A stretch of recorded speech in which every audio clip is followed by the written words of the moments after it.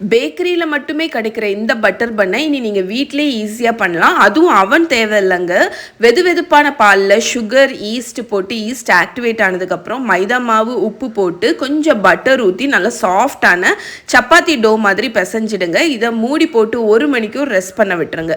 1 hour கழிச்சு நம்ம to வந்து டபுள் ஆயிடும். இதை வந்து 8 போர்ஷனா டிவைட் பண்ணிருங்க. ஒவ்வொரு போர்ஷனையும் சின்ன சின்ன பால்ஸ் மாதிரி ரோல் பண்ணி மறுபடியும் மூடி போட்டு ஒரு 30 நிமிஷம் ரைஸ் பண்ண விட்டுருங்க. 30 நிமிஷத்துல நம்மளோட பன் வந்து நல்லா பொங்கி இருக்கும்.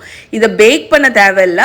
எண்ணெயில போட்டு நல்லா 2 பக்கமும் கோல்டன் ஆகிற வரைக்கும் லோ ஃப்ளேம்ல குக் பண்ணி எடுத்துருங்க. இந்த பன் கூல் ஆகிற டைம்ல நம்ம இதுக்கு உண்டான ஃபில்லிங் பண்ணிடலாம். பட்டர், ஐசிங் சுகர், கொஞ்சம் வெனிலா எசன்ஸ், தேவைப்பட்டா பால் போட்டு நல்லா அடிச்சிருங்க.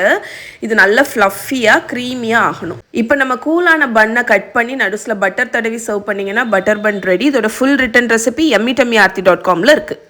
பேக்கரியில மட்டுமே கிடைக்கிற இந்த பட்டர் பன்னை இனி நீங்க வீட்லயே ஈஸியா பண்ணலாம். அதுவும் அவன் தேவையில்லைங்க. வெதுவெதுப்பான பால்ல சுகர், ஈஸ்ட் போட்டு ஈஸ்ட் ஆக்டிவேட் ஆனதுக்கு அப்புறம் மைதா மாவு, உப்பு போட்டு கொஞ்சம் பட்டர் ஊத்தி நல்லா சாஃப்டான சப்பாத்தி டோ மாதிரி பிசைஞ்சிடுங்க. இதை மூடி போட்டு 1 மணிக்கும் ரெஸ்ட் பண்ண விட்டுருங்க.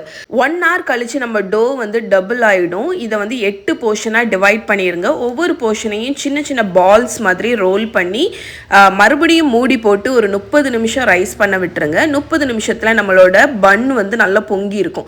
இதை பேக் பண்ண தேவையில்ல. எண்ணெயில போட்டு நல்லா 2 பக்கமும் கோல்டன் ஆகிற வரைக்கும் லோ ஃப்ளேம்ல குக் பண்ணி எடுத்துருங்க. இந்த பன் கூல் ஆகிற டைம்ல நம்ம இதுக்கு உண்டான ஃபில்லிங் பண்ணிடலாம். பட்டர், ஐசிங் சுகர், கொஞ்சம் வெனிலா எசன்ஸ், தேவைப்பட்டா பால் போட்டு நல்லா அடிச்சிருங்க.